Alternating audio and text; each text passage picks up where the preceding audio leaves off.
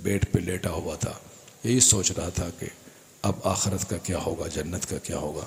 और एक फ़िक्र ये भी थी कि अब शायद दोबारा हम हदीस लोगों को सुना पाएंगे कि नहीं, दीन का पैगाम सुना पाएंगे कि नहीं, एक फ़िक्र लगी हुई थी। मगर आपकी और लाखों उलमा कराम की दुआएं थी, जिन दुआओं के बदले में बहुत जल्दी अल्लाह ने सेहत दी और अभी मैं आपके सामने गुफ्तगू करने के काबिल हो गया।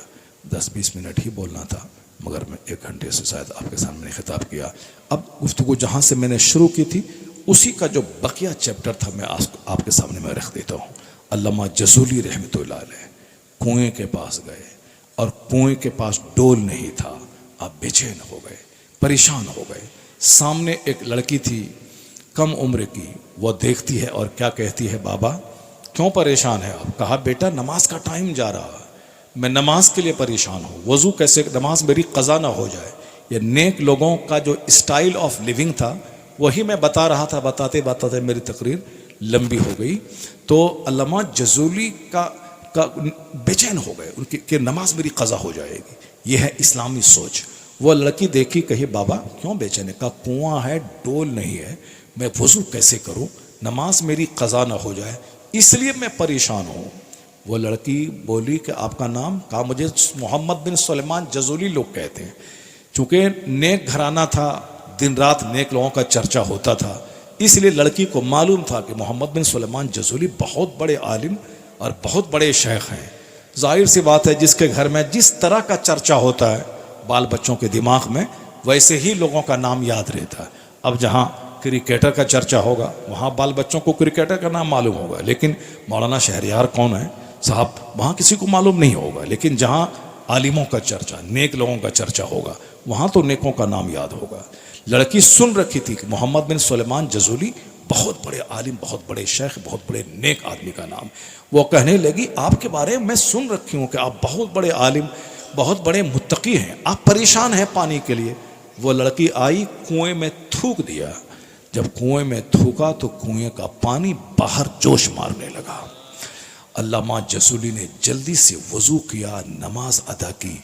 उसके बाद उसके दरवाजे पे जाके दस्तक दिया, वही लड़की निकली। कहा ए बेटा तुझको रसूल पाक का वास्ता है, तुम सच सच बता दे इतना बड़ा मर्तबा तुझको कैसे मिला कि तुम थूक दो तो कुएं का पानी बाहर आ जाए। ये सच सच बता दे कि इतना बड़ा मर्तबा तुझको कैसे मिला। तो वो लड़की बोलने लगी आपने रसूल का वास्ता दिया है, इसलिए मैं सच आपको बताती हूँ कि इतना बड़ा मर्तबा उसी रसूल पर दुरूद भेजने के सदक़े में अल्लाह ने अता फरमाया है। उसी रसूल पर दुरूद भेजने के सदक़े में अल्लाह ने यह मक़ाम अता फरमाया। अल्लामा जसूली ने उसी वक्त ठान लिया मुझे दुरूद की फजीलत पर, दुरूद के सेगों पर मुश्तमल एक किताब लिखनी है। वह 14 साल तक एक लाइब्रेरी में अपने आप को कैद किया। इस्लामिक तमाम किताबों को खंगाल कर उसने दुरूद पाक के तमाम जुमलों और तमाम सेंटेंसेस को जमा किया। खुद उसको पढ़ते थे।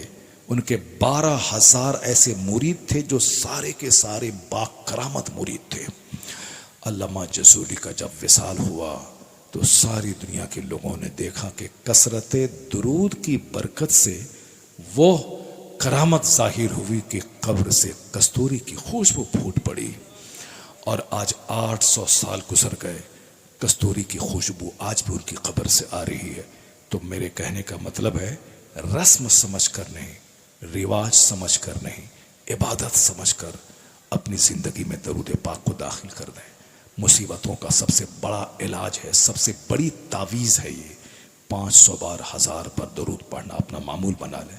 दरूद पाक के पढ़ने के सदक़े में नमाज पढ़ने का जुनून भी दिमाग में चढ़ जाएगा, गुनाहों से बचने की फ़िक्र भी पैदा हो जाएगी। ज़रा देखें, लोग जब बीमार पड़ते हैं तो रात रात भर हॉस्पिटल में रहते हैं।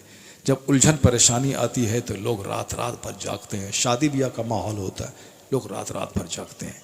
तो कम दिमाग में जब जन्नत का टेंशन आ जाएगा, जब रसूल पाक की ग़ुलामी का टेंशन होगा, मौत के वक्त में सारे घर वाले लोग देखेंगे आपकी मुसीबत बांट नहीं पाएंगे।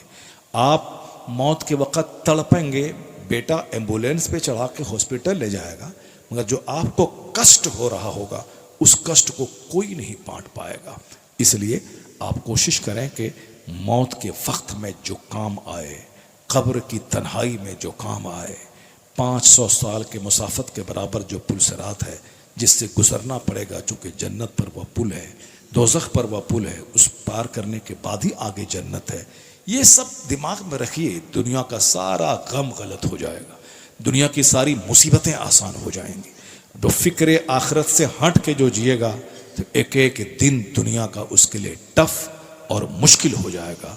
आज जो लोग कहते हैं कि इज्जत बचाना मुश्किल है, दुनिया में जीना मुश्किल है, रोजी रोटी मुश्किल है, इसीलिए मुश्किल है कि फिक्र आखिरत खत्म हो गई, सिर्फ फिक्र दुनिया आ गई। और जब फिक्र आखिरत बहुत बड़ा जरिया है अपने टेंशन को दूर करने का, क्योंकि उससे बंदे को धैर्य होता है, सब्र मिलता है, इस्तिकामत आती है, हौसला मिलता है, बेशुमार मुंतशिर ख्यालात से बंदा बच जाता है।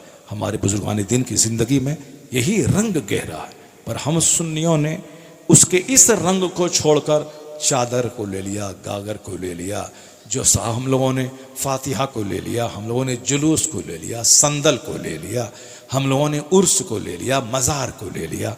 बुजुर्गान दीन की ज़िंदगी ये चादर, गागर, संदल और मज़ार की ज़िंदगी नहीं थी।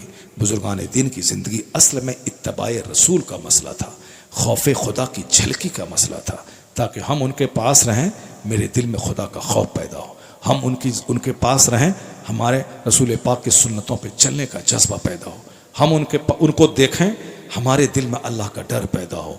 जो हदीस में आया है कि अल्लाह का वली वही है जिसे देखा जाए तो खुदा याद आ जाए, जिनके देखने के बाद खुदा याद आ जाए। पीर साहब का मतलब ये नहीं कि वो झाड़ा फूक कर दें तो हमारा कारोबार चलने लगे, मेरी बिटिया की शादी हो जाए।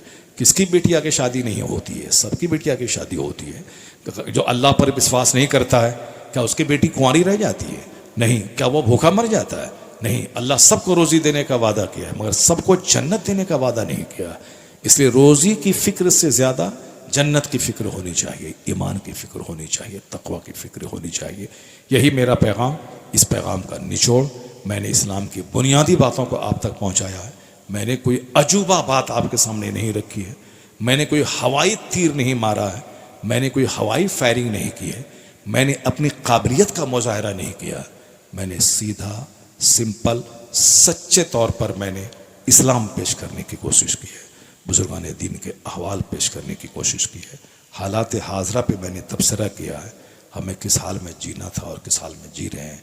मैंने आपके सामने इसी सीक्रेट को मैंने डिस्क्लोज़ करने की कोशिश की है। अल्लाह तबारक व तआला हमको, आपको, सबों को जन्नती सोच अता फरमाए, हम और आपको मुस्तफ़ा की ग़ुलामी की तौफ़ीक़ अता फरमाए। आमीन। व आखिरु दाअवाना अनिल हम्दुलिल्लाहि रब्बिल आलमीन। अस्सलामु अलैकुम व रहमतुल्लाहि व बरकातुहू। तुम पढ़ो, शेर पढ़ो। हुजूर पीर साहब क़िबला आ रहे हैं, आप लोग बैठिए, तुम 2-3 शेर पढ़ो दो, तब तक जो है आप लोग 2-3 शेर सुन लें। हजरत आ गए।